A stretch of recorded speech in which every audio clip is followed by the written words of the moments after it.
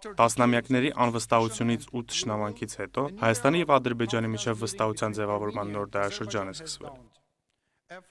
Այս առաջընթացն ամրապնդելու ջանքերն այժմ ուղղված են հաղորդակցությունների ամրապնդմանը և տեղում խաղաղությունն արդյունավետորեն իրականության վերածելու ապահովմանը։ Միևնույն ժամանակ դեռևս առկա են լուրջ մարդասիրական խնդիրներ, որոնք պետք է լուծվեն։ Վստահության ամրապնդումը շարունակելու և իրական հաշտեցման հասնելու համար Ադրբեջանում պահվող 19 հայերը պետք է ազատ արձակվեն և վերամիավորվեն իրենց ընտանիքների հետ, իսկ անհետ կորած մյուս անձանց ճակատագրերը պետք է պարզվեն։